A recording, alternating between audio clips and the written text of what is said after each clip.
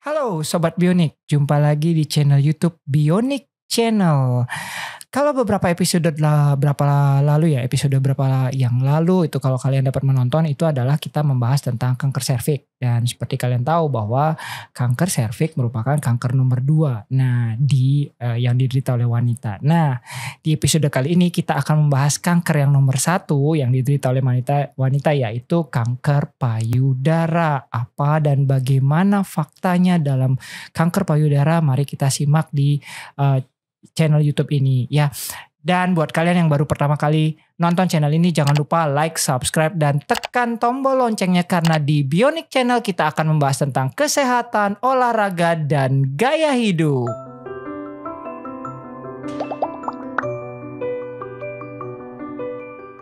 Baik, di studio kita telah hadir seorang pakar di bidang kanker payudara ya. Jadi beliau ini adalah seorang dokter bedah, yakni Dokter Wawan. Selamat sore dokter. Sore. Iya. Sobat Bionik semua. Oh iya, terima kasih sekali nih Dokter Wawan ini dokter yang sibuk sekali ya teman-teman ya. Jadi sama saya sampai mengontak beliau nih baru sempat sekarang. Padahal dalam artian saya ingin sekali membahas sudah lama sebenarnya karena ini kanker yang sering diderita ya dokter ya dari wanita kebanyakan ini ada yang diderita. Mungkin kita akan berbicara nantinya ke depannya dokter tentang apa dan bagaimana fakta daripada kanker payudara.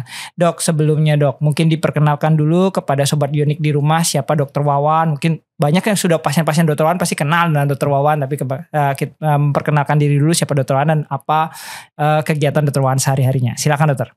Baik, selamat berjumpa ya Sobat Bionik semua. Terima kasih dokter Cok. Dan dapat kesempatan kita bincang-bincang hari ini luar biasa bertepatan dengan bulan Februari. Iya. Bulan Februari adalah bulan tanggal 4 ya, Februari kemarin kita peringati sebagai World Cancer Day, jadi hari kanker sedunia. Nah, saya dapat kesempatan ketemu Dokter Cok ini, mau ditanya-tanya kita share saja ya Dokter Iya, Cok. betul. Nama saya Dr. Inyoman Wawan Tirtayasa, spesialis bedah, subspesialis onkologi konsultan. Saya bertugas di Rumah Sakit Sanjiwani Gianyar di Bali Timur ya dokter Cok. Oke. Sebenarnya hobi saya mancing dokter. Pekerjaannya mancing itu, hobinya jadi dokter. Bukan mancing keributan kan dok? Bukan. Senang sekali Sobat Bionik ya kita bincang-bincang di sini. Terima kasih. Sama-sama dokter. Malah kami yang bersyukur bisa mendatangkan Dokter Wawan untuk mengedukasi Sobat Bionik di rumah ini. Dok, sebelum kita masuk ke bagaimana nanti dalam artian apa fakta dan ininya, mungkin dokter bisa jelaskan dulu dok. Apa itu kanker payudara? Silakan dokter. Oke, terima kasih. Sebelumnya sekali lagi di World Cancer Day tahun ini itu ada ungkapan atau tema United by Unique gitu istilahnya. United by Unique. Ya. Jadi kita bisa melihat perjalanan penyakit pasien-pasien kanker. Walaupun kita prihatin mereka punya perjalanan unik masing-masing dan kita salah satunya seperti ini adalah bagaimana kita sebagai tenaga medis maupun masyarakat terutama keluarga juga kita bersatu united dalam memberikan mereka support dalam perjalanan hingga mencapai kesembuhan begitu. Itu tema untuk itu tema World Cancer Day ya. Kalau kanker payudara ya seperti kita ketahui adalah ya kanker artinya adalah tumor yang ganas. Ya. Kalau tumor jinak itu tumor yang hanya tumbuh di tempat di mana di bagian tubuh kita. Sedangkan kanker adalah tumor ganas yang bisa menyebar di tempat lain, kemudian merusak organ-organ vital lainnya dan bisa menyebabkan kematian. Nah, itu kanker payudara. Itu kanker payudara. Ya. Jadi sebenarnya kalau ada benjolan di payudara itu bisa jinak, bisa ganas ya dok ya? Bisa jinak, bisa ganas. Dan yang ganas itu dia di kanker payudara. Ya, jadi tidak salah nanti. Ya betul. Nanti agar tidak semua benjolan, berarti tidak semua benjolan ganas gitu ya. Jadi Sobat Bionik di rumah bisa memeriksakan diri nanti kalau misalnya ada benjolan. Ya paling sering nih yang paling khawatir biasanya usia muda nih. Perempuan muda. Nah dokter mungkin sebelum masuk ke arah sana, ada nggak kiat biar agar perempuan muda ini dapat sadar bahwa kesehatan payudaranya dan mencegah munculnya kanker payudara ke depannya? Kanker payudara memang faktor risiko pertama adalah dia perempuan itu. Iya. Artinya Tapi tidak menutup kemungkinan laki-laki kan dok? ada cuma 1%. Cuman sedikit, ya betul. Ya, jadi selebihnya 99% adalah wanita, betul. Nah kemudian risiko berikutnya adalah dengan bertambahnya umur, risikonya makin tinggi. Tapi tidak menutup kemungkinan saya pernah dapat pasien yang umur 24 tahun kesian. Paling muda 24 tahun. Oh, muda sekali masih. Mungkin ada yang lebih muda dari itu, ya. Tapi mudah-mudahan tidak ya. Iya betul. Lebih sering di usia lanjut makin usia makin tua makin sering ya. Tapi kecenderungan makin ke arah usia muda, artinya permasalahannya bukan di lifestyle. Oke. Bukan dari lingkungan, bukan dari paparan, tapi dari sejak lahir dia sudah punya permasalahan di genetiknya. Itu masalahnya. Jadi berbeda mungkin risk faktornya. Risk faktornya beda. Saya kira itu. Jadi memang yang di literatur disebutkan adalah kira-kira 11% dari kanker payudara itu diturunkan secara genetik. Yang selebihnya itu diakibatkan oleh lifestyle, paparan dan kebiasaan dan seterusnya. Jadi makin umur dia makin besar risikonya sebenarnya. Saya kira itu. Nah, dok, bagaimana dengan screening, dok? Bagaimana dengan screening? Maksud saya dalam artian kalau dia usia muda berarti apa yang harus dilakukan? Pemeriksaan apa yang mereka lakukan agar mereka sadar dengan kesehatan payudaranya, dok? Ya, beberapa faktor risiko selain usia tadi, ada beberapa yang bisa kita sebutkan. Perempuan yang tidak punya anak, risikonya lebih besar. Faktor risiko yang pertama adalah perempuan yang tidak punya anak, berarti dia tidak menyusui.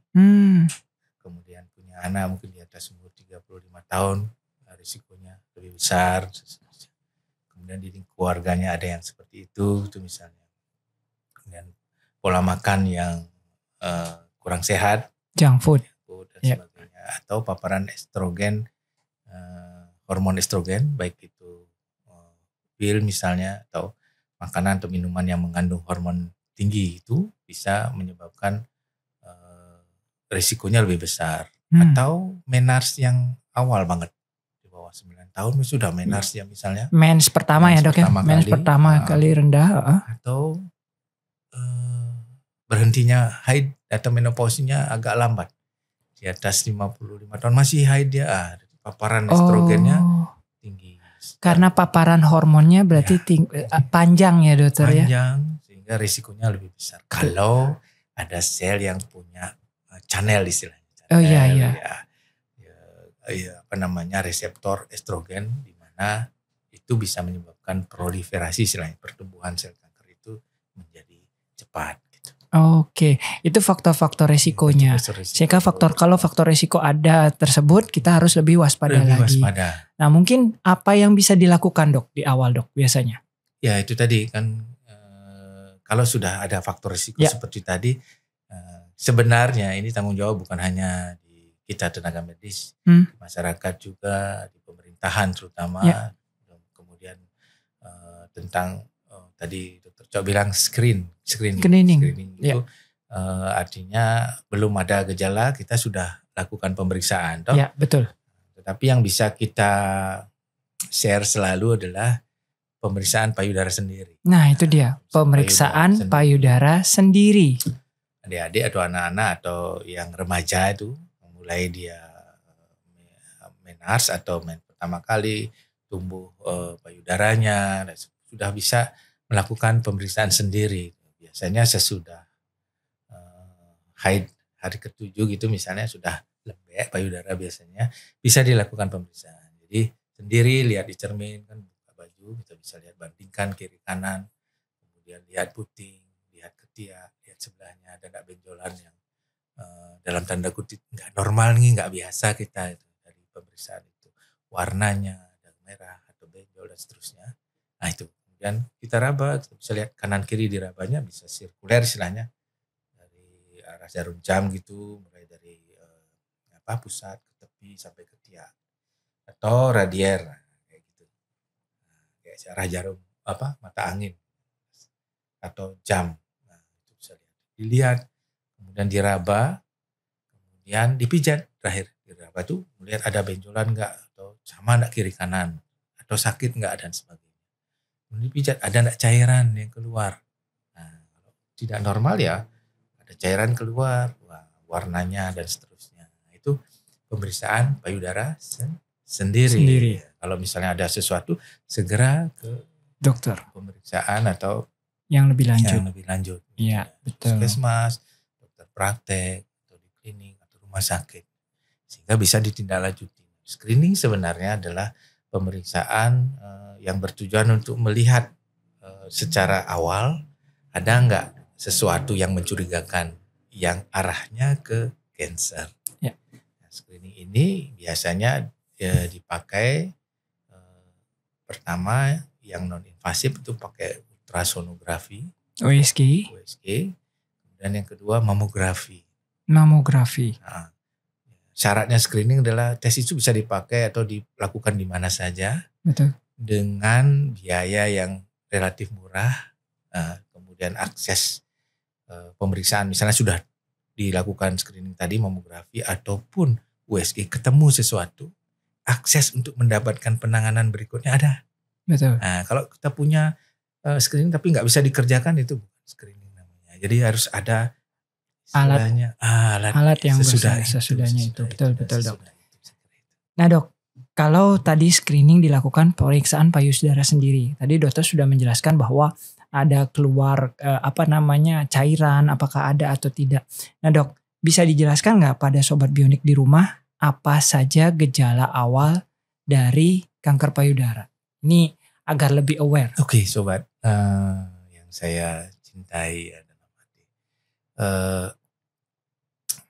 tanda atau gejala sayangnya ini untuk kanker payudara kadang nggak bergejala. Kadang tidak kelihatan ya Dok. Apalagi orang Bali itu terkenal tahan sakit.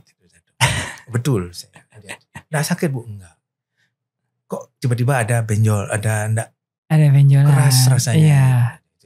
Jadi itu tadi karena tidak pernah melakukan sadari. Betul, periksa payudara sendiri ya. Sadari itu periksa payudara sendiri. Ya, itu. Jadi itu penting banget. Kenapa? Karena kita bisa tahu ada yang nggak normal di tubuh kita. Betul. Nah, sudah saya bilang kadangkala malah tidak nyeri. Tidak rasa apa, dia sudah gede baru nyeri. Gitu. Nah, kemudian yang kedua, kalau dia nyeri malah panas, benjol, merah, itu tanda-tanda inflamasi. Bukan kanker malah, tapi biasanya ada radang. Tanda radang. Ada infeksi mungkin, ada bisul di situ. Nah, itu biasanya jinak malah. Iya, jadi hati-hati kalau menimbulkan belum tentu ganas. Nah, malah yang enggak sakit. Malah yang enggak sakit itu yang kemungkinan besar adalah ganas. Apalagi misalnya udah bengkok nih, putingnya ketarik ke dalam. Retraksi. Atau luka yang enggak sembuh-sembuh. Betul. Kanker luka enggak sembuh-sembuh. Terus cairan yang keluar tidak normal kayak merah, merah kehitaman. Hati-hati. Kemudian ada benjolan lagi misalnya di ketiak. Di ketiak nih gimana nih? Atau di sini Pak. Kita sebut belikat. Tulang belikat ini ya. Ya itu. Atau malah kadang-kadang pasien datang sudah menjalar ke tubuh yang lain. Betul. Misalnya di batuk-batuk lama. Atau sakit di tulang dan sebagainya. Atau masalah di otak. Karena tadi saya bilang kanker adalah tumor ganas yang bisa menyebar di seluruh tubuh kita. Bisa ke paru, sesaat dia batuk dia. Bisa ke hati. Sudah menyebar dia. Betul. Bisa ke tulang, sakit di tulangnya. Patah tulang yang hanya kepleset bisa patah. Itu di tulang.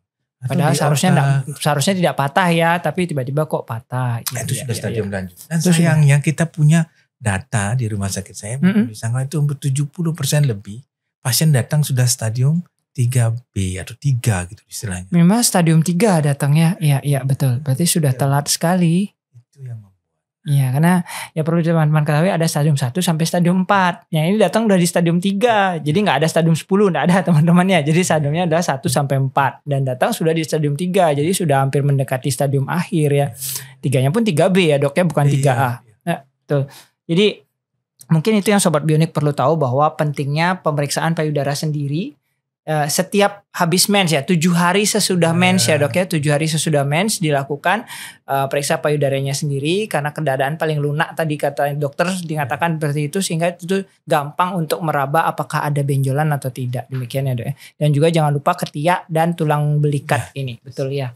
Iya, jadi itu teman-teman, mungkin Sobat Bionik di rumah perlu perhatikan bahwa ada gejala-gejala awal yang perlu Sobat Bionik perhatikan, terutama bagi yang wanita, karena 99% penderitanya wanita, tapi tidak menutup kemungkinan memang ada 1%-nya pria. Ini apes banget ya pria ini ya. Tapi saya sendiri selama sekolah nggak pernah melihat, Dok, yang pria memang. Tapi ternyata mungkin Dokter Wawan saking sudah lamanya berkecimpung sampai memang ada data bahwa 1% itu adalah pria. Dok, tadi dokter sampaikan USG, mamografi. Bisa dijelaskan nggak, Dok, itu apa dan apa peranannya dalam mendiagnosis kanker payudara? Silakan, Dokter. Terima kasih Sobat Bionik yang saya hormati. Tadi saya bilang ada ultrasonografi. Jadi kita memakai alat ultrason namanya. Jadi pakai sound ya. Gelombang suara dipantulkan, dilihat di monitor, yang biasa dikerjakan. Orang hamil ya, Dok ya, biasanya, betul. Ini di payudara. Jadi bisa kita lihat di situ ukuran 2 mili. Oh, minimal ukuran 2 mili. Udah bisa kelihatan. Oh, sudah terlihat. Alatnya bagus, operatornya, dokternya baik, itu yang sudah expert. Bisa lihat. Nah, ada beberapa perbedaan yang ganas maupun jinak gitu. Yang jinak biasanya sap dia, tepinya rata, bersih gitu. Nah, kemudian kalau dia isinya cairan, dia warnanya agak hitam kalau di USG itu. Acoustic shadow namanya, jadi ada bayangan dari cairan. Nah, itu kista. Oh, itu kista justru. Ada bisa kita namanya fibrocystic disease, atau banyak kista atau multiple di payudara kiri maupun kanan. Itu juga perkembangan hormonal, dan biasanya jinak sih yang itu. Itu biasanya jinak. Nah, yang kedua kalau dia solid istilahnya masih seperti itu, tapi di tengahnya nggak hitam banget, kita hampir sama dengan jaringan sekitarnya. Biasanya ada yang kita sebut sebagai fibroadenoma, kelainan setengah jinak setengah ganas sih sebenarnya, itu tengah-tengah namanya ANDI. Tapi ya jinak itu biasanya pada wanita atau adik remaja ya, sampai belasan tahun sampai 30 tahun itu biasanya tumor yang kita sebut sebagai fibroadenoma. Fibroadenoma mama. Nah, kemudian yang berikutnya yang cancer itu justru nggak teratur tepinya nggak rata tuh. Ya, kemudian ada campuran antara solid, kemudian kadang ada yang kita sebut sebagai kista yang kompleks gitu. Kemungkinan itu bisa suatu hal yang ganas, harus dibuktikan nanti lagi. Sudah itu, tapi kita melihat di USG-nya seperti itu. Nah, jadi itu pemeriksaan USG. Nah, kalau mamografi beda lagi. Mamografi itu pakai X-ray, pakai sinar X. Jadi kayak kita di ronsen. Kayak ronsen ya, Dok ya. Tapi di payudara. Atas bawah, samping sama tengah gitu.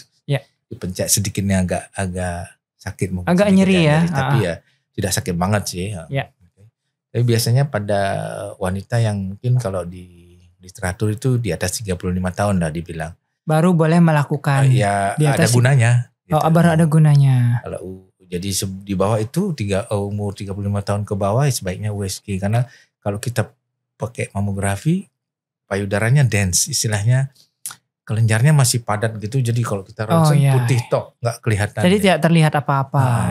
Cuma yang namanya di Asia kita kan payudara begitu besar, kemudian kelenjarnya yang lebih padat.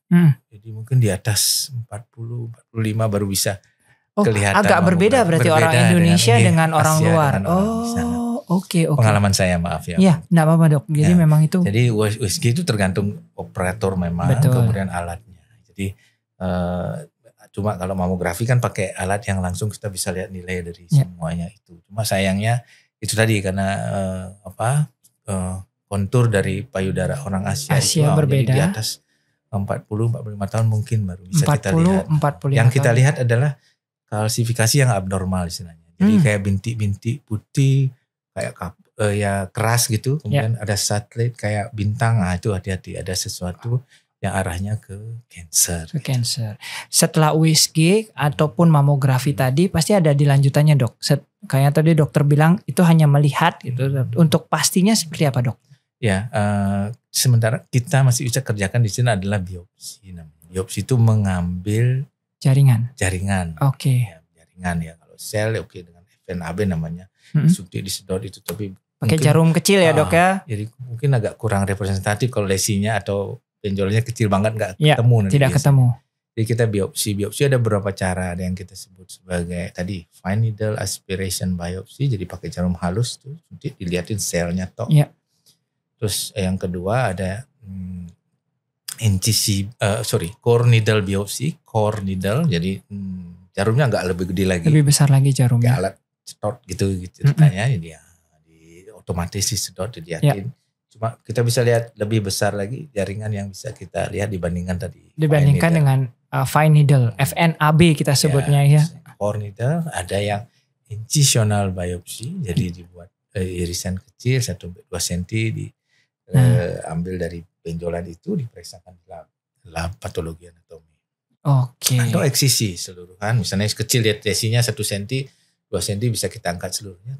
Semuanya kita ambil namanya eksisi biopsi. Eksisi biopsi. Dari sana diperiksakan ke patologi anatomi. Ke dokter patologi anatomi. Dokter untuk periksa itu tadi jaringannya apa, jadi dilihat selnya apa, jaringannya gimana dan seterusnya. Dilihatnya di mikroskop ya dok ya biasanya.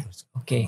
Jadi itu teman-teman setelah biasanya dilakukan biopsi baru kita tahu apakah ini jinak atau ganas pastinya ya dokter ya. Tapi kalau sebelumnya itu menggunakan USG ataupun mamografi untuk mengetahui kira-kira jinak atau ganas sudah bisa dilihat sebenarnya dari situ. Tapi untuk pastinya menggunakan biopsi. Demikian ya dok ya berarti ya. Iya, konsepnya adalah ada 3 diagnostik. Yang pertama diagnosis klinis tadi. Jadi kita tanya pasiennya, historinya, riwayat penyakit, segala macam keluarga dan seterusnya itu. Kemudian pemeriksaan fisik oleh dokter. Tadi kan sardanis dari tenaga medis. Sardanis. Oke. Periksa payudara oleh tenaga medis. Okay. Nah itu diperiksa, arahnya ini ke tumor payudara misalnya, tapi jinak atau ganas. Nah kita perlu penunjang tadi, diagnosis klinis tadi. Nah ini diagnosis penunjangnya pakai imaging. Imaging tadi bisa USG, bisa mamografi. Yang canggihnya MRI lagi tapi mahal. Oke. Kemudian yang selanjutnya yang paling pasti adalah histopatologi. Jadi diagnosis histopatologi berdasarkan tadi. Biopsi tadi. Oke. Nah, dok, ini biasanya sering sekali setelah terdiagnosis itu ya, apa yang harus dilakukan oleh penderita ya atau yang mengalami kanker payudara ini? Nah, dari sekian pengalaman memang kita tidak agak sulit menjelaskan langsung ke siapapun yang menderita sakit, apalagi kanker ini. Bisa kita bayangkan seperti yang bilang. Denialnya tinggi ya dok biasanya dokter ya. Kasihan memang. Tapi ya kita harus memberitahu yang sejujurnya apa yang diderita oleh ibu itu misalnya. Kemudian dijelaskan bahwa dari hasil pemeriksaan tadi ternyata diagnosnya adalah kanker payudara. Berikutnya adalah kita melakukan yang kita sebut stadium. Tahu stadium berapa sih ibu ini? Menentukan stadiumnya dulu. Stadiumnya dengan cara tadi ada yang kita sebut sebagai tumornya berapa besar, kemudian nodulnya ada enggak di kelenjar, kemudian dia menyebar atau tidak. Gitu. Tadi dokter Chow bilang stadium 4 artinya dia sudah menyebar. Berapapun besar tumornya, ada tidaknya kelenjarnya, tapi kalau sudah menyebar itu stadium 4 kalau sudah menyebar ke organ lain maka dia sudah stadium 4. Demikian ya dok ya. Tantangan kita agar sampai kita lebih awal ketemunya sehingga prognosis istilahnya kemungkinan bisa tertangani dengan baik dan bisa sembuh pasiennya lebih besar dibandingkan udah ketemunya pada saat stadium yang lanjut tadi, stadium 4 tadi gitu. Itu tadi. Cuma ya dijelaskan kepada ibu sesudah kita lakukan pemeriksaan tambahan tadi. Misalnya sesudah tegak, jadi kita periksa dulu nih ronsen, dadanya, USG, hatinya. ada pemeriksaan tulang, kalau ada bone scan namanya seluruhnya. Kalau enggak ada, bersih semua, masih stadium 1, 2, atau 3 gitu. Berarti Seperti kalau itu. setelah stadium ditentukan, baru kita bisa menentukan terapinya. Lihat dulu pasiennya, performanya istilahnya. Ya. Kondisi ibu misalnya dia anemis, karena luka terus, berdarah terus gitu misalnya. Ya perbaiki kondisinya. Perbaiki dulu kondisi umumnya. Bagus istilahnya, bisa aktivitas biasa tanpa dibantu dan sebagainya. Nah, bisa nggak kita lakukan tindakan operasi pada pasien ini? Karena hampir 70% kita bisa lakukan untuk solid cancer, terutama yang breast, yang kanker payudara, 70% modalitas utamanya adalah operasi. 70% modalitasnya operasi. Sisanya, nah saya bilang, perencanaan berikutnya ada yang ibu mungkin tahu atau sobat bionik tahu, ada kita sebut kemoterapi. Ada kemoterapi. Pemberian obat-obat kemoterapi. Kemudian ada hormonal terapi. Ada targeting terapi. Kemudian ada radiasi. Oke. Ada imunterapi dan seterusnya. Ada banyak modal yang bisa kita pakai untuk penanganan dari kanker payudara. Tapi 70% bedah. Bedah, kalau itu tadi stadium awal. Kalau di stadium awal. Jadi kadang kita lakukan kemoterapi dulu untuk kasih kecil ya tumornya biar bisa kita bisa operasi. Ya kalau misalnya tumornya terlalu besar, kemo dulu. Setelah kecil baru dioperasi. Oke. Setelah dioperasi lagi apakah ada kemo lanjutannya, Dok? Tergantung hasil yang setelah itu kan kita periksa lagi hasilnya. Ya. Apakah semua selnya mati atau masih ada sebagian, atau cocoknya dengan apa? Karena kanker payudara itu misalnya ibu A kena kanker payudara, ibu B kena kanker payudara, belum tentu jenis type-nya, tipe, subtipe dari stroke. Ada banyak ya, Dok. Ya, Pantesan ada orang yang bilang kok saya dapat pil ini, kok saya enggak. Oke, jadi itu sobat bionik ya. Jadi sangat banyak sekali modalitas terapinya tadi yang Dr. Wawan sebutkan, sehingga tergantung dari jenis type-nya. Dok, pemeriksaan biasanya nih sekarang era BPJS nih.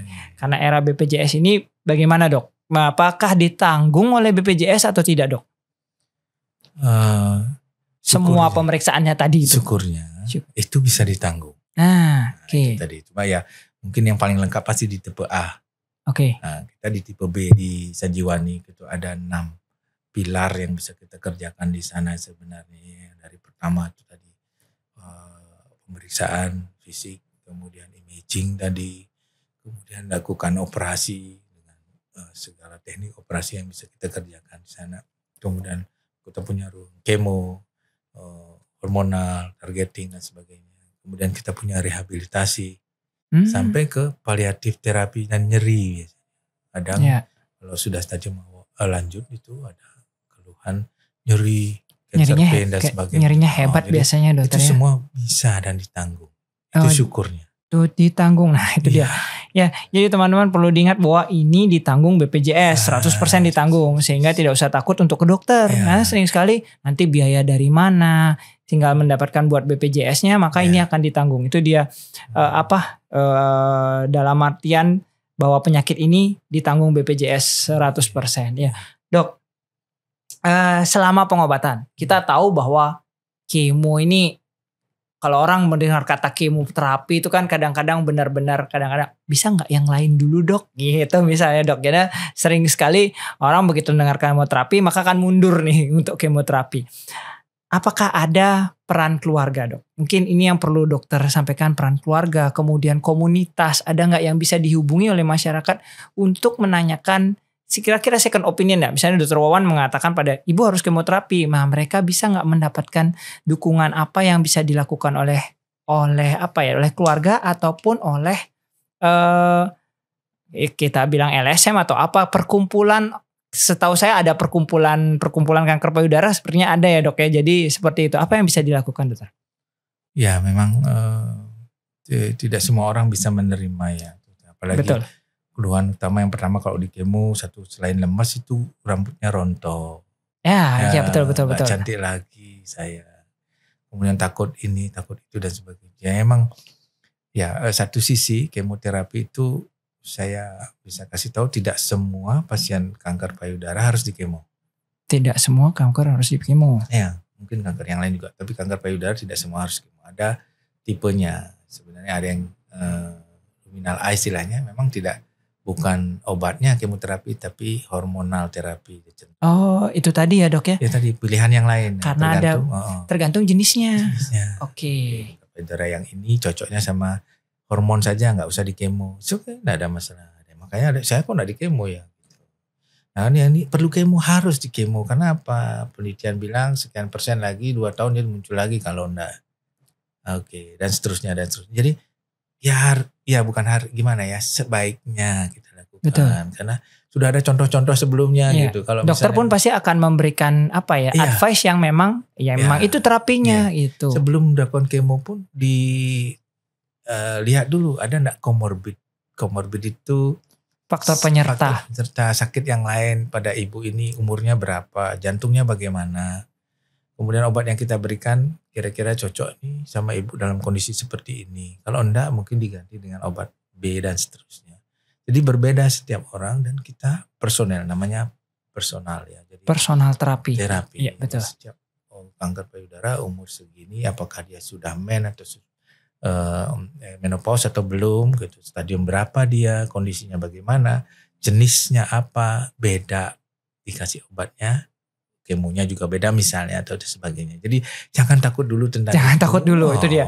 Jangan takut dulu. Jadi memang betul-betul dukungan keluarga untuk dalam artian menyemangati pasien ini untuk berobat dan percayakan pada dokter bahwa apapun pilihan terapinya memang itulah terapi yang harus dijalani oleh. Ini menarik tadi pasien. Dokter Cok bilang keluarga. Tadi saya bilang united by unique. Ya. Bersatu itu bukan hanya kita di tenaga medisnya. Terus terang kalau dari segi promosi preventif, kalau kita di pelayanan rumah sakit agak jauh dokter. Ya. Jadi masih ada teman di puskesmas, teman di bidan, teman di perawat, mantri di bawah, yang langsung dekat dengan masyarakat yang bisa mempromosikan itu. Kemudian itu tadi seperti ini kita podcast di sini itu dari pemerintah dan terusnya. Itu bersatu ditambah dengan keluarga yang mendukung atau menyokong. Itu luar biasa dampaknya. Itu dia buat pasien. Buat pasien. Jadi, seluruhan itu makanya kita sebut united. Mari kita bersatu untuk melayani pasien, memberikan mereka dorongan semangat agar bisa melewati itu dan bisa sembuh dalam tanda kutip. Saya kira itu.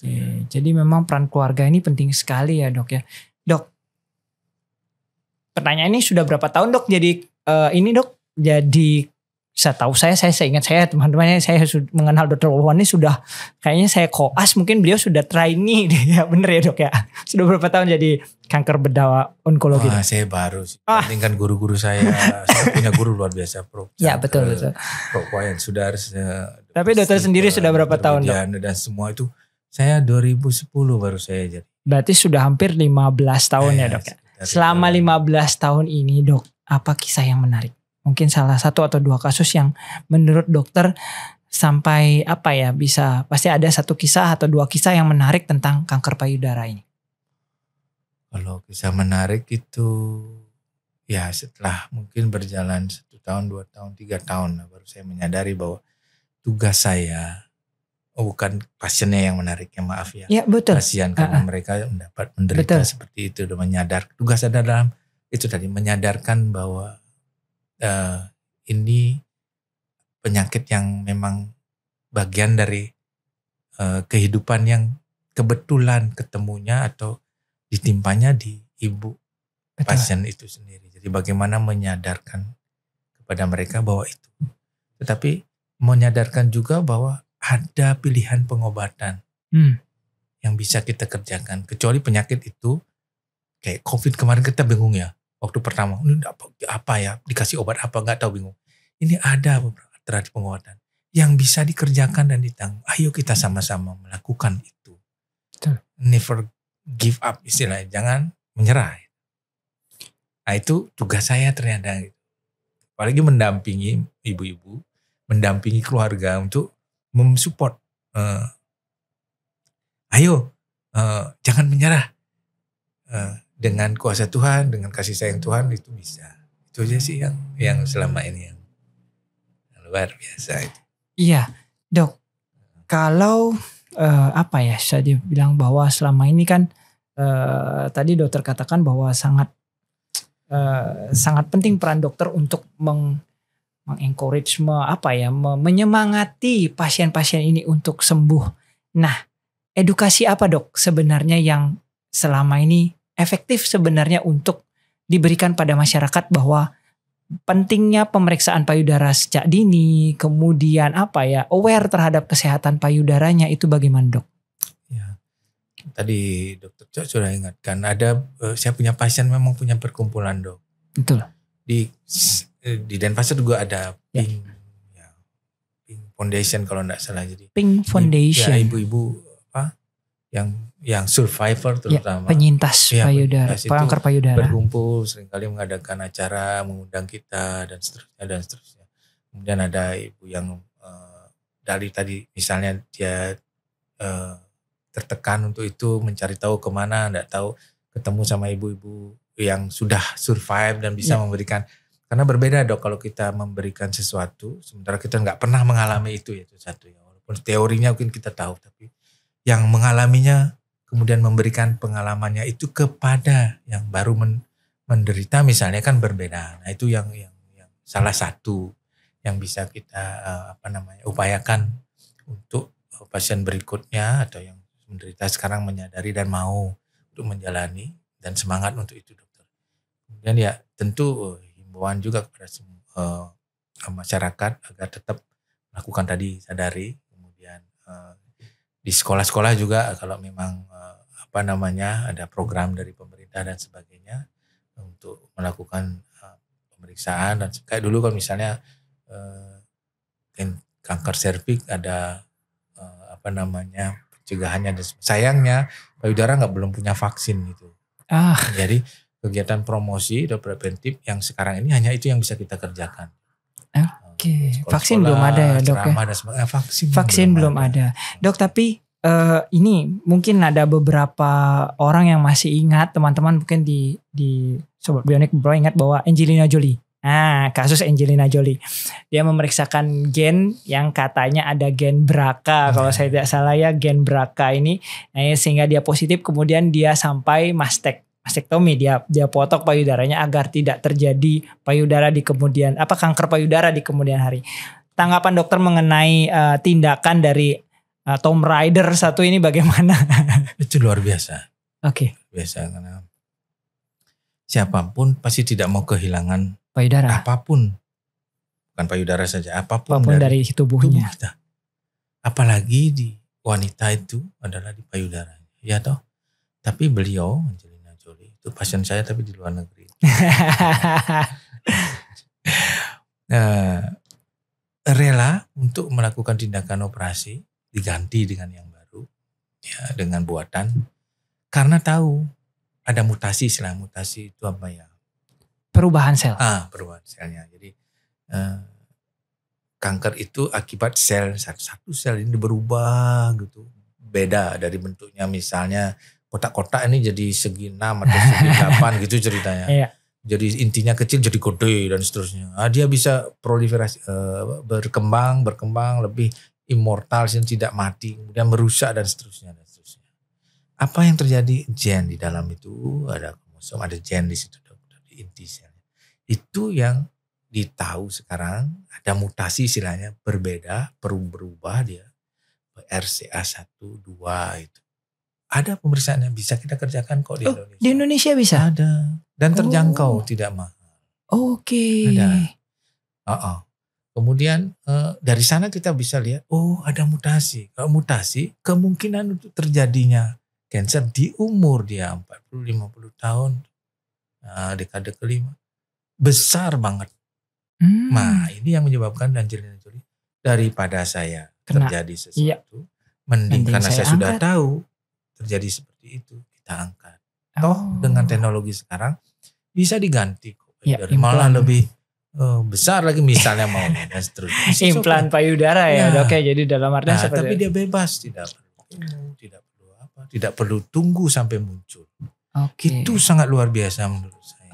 Menjadi inspirasi selalu saya beritahukan kepada ibu-ibu yang demikian aja tidak takut kehilangan. Sekarang pun dengan teknologi yang teknik operasi yang baru, tidak perlu juga harus kehilangan payudara kalau dia stadium awal. Nah itu, kalau stadium awal cukup diambil tumornya saja. Iya, apalagi kayak Angelina Jolie, belum ada apa-apa, diganti malah yang. Oke. Jangan takut. Ya, makanya ketemunya awal-awal. Gitu. Makanya lebih cepat periksakan diri secara dini. Kalau ada benjolan segera ke dokter. Kalau misalnya sebagian bisa kita ganti kok. Sebagian dari sebelah sini situ. Kita ada tekniknya lah ya dok ya. Jadi dalam artian seperti itu. Tak perlu kehilangan payudara. Tidak perlu kehilangan payudara. Sobat Bionik di rumah perlu diketahui bahwa Dokter Wawan ini hobi main gitar nih. Saya tidak. Saya pingin mendengar nih mumpung kesini Dokter Wawan. Mungkin tim ambilkan gitar tim. Wah, mana tim saya ini, tim balik marau saya. Nah, ini dia. Karena dokternya kecil, gitarnya kecil. Karena dokter. Ya dok.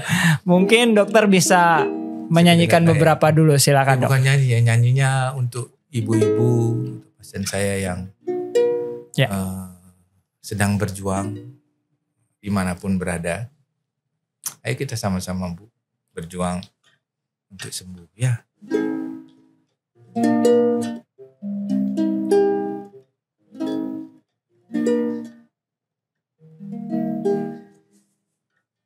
Jangan menyerah, jangan menyerah, jangan menyerah,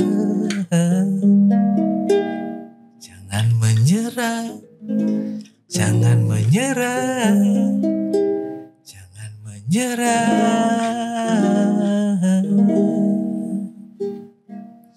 Syukuri apa yang ada, hidup adalah anugerah.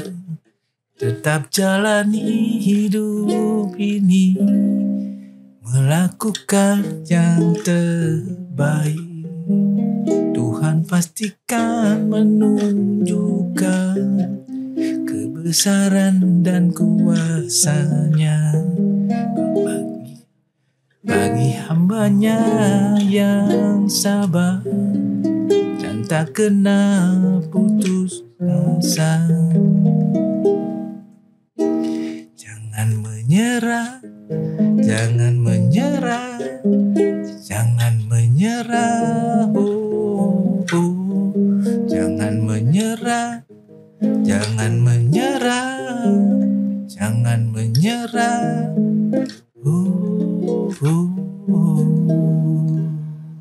Wih, aduh ini suatu kehormatan buat Bionik teman-teman bahwa di Bionik Channel ini Dokter Wawan menyumbangkan lagu untuk ibu-ibu ataupun untuk pasien-pasien yang maafin ya fals semua.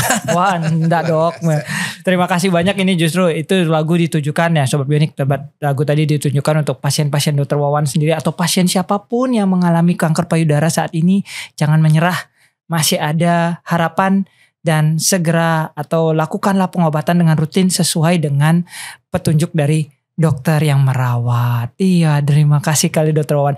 Dokter Wawan, mungkin sebagai kalimat penutup, apa pesan penutup bagi Sobat Bionik yang ada di rumah ataupun bagi penderita kanker payudara? Silakan Dokter Wawan, sampaikan. Baik, satu kata ya buat ibu-ibu terutama. Ya, yang masih sehat, syukur sehat Ibu. Karena kondisi yang paling tidak bahagia adalah kondisi kita sakit. Apalagi sakitnya di payudara, di kanker payudara.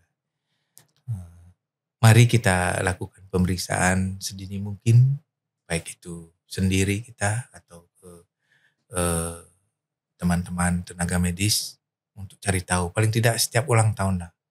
Ya, selain pemeriksaan pap smear misalnya atau pemeriksaan darah untuk check up rutin juga USG di payudara. Nah, itu salah satu cara agar kita tahu lebih dini. Mudah-mudahan kita semua sehat selalu. Dan untuk ibu-ibu yang mengalami sakit kanker payudara tadi, jangan menyerah Ibu. Mari kita sama-sama melakukan segala sesuatunya. Karena Tuhan pasti memberikan jalan yang terbaik buat kita semua. Ayo semangat. Saya kira itu. Wah, terima kasih Dokter Wawan. Jadi jangan menyerah, tetap semangat apapun keadaannya saat ini. Jadi tetap lakukan yang terbaik. Iya, terima kasih Dokter Wawan. Baik, demikian obrolan kita sore ini tentang kanker payudara. Semoga Sobat Bionik di rumah bisa tercerahkan dan mengerti apa dan bagaimana faktanya tentang kanker payudara. Jangan lupa like, subscribe, dan tekan tombol loncengnya karena di Bionik Channel kita akan membahas tentang kesehatan, olahraga, dan gaya hidup. Terima kasih. Terima kasih.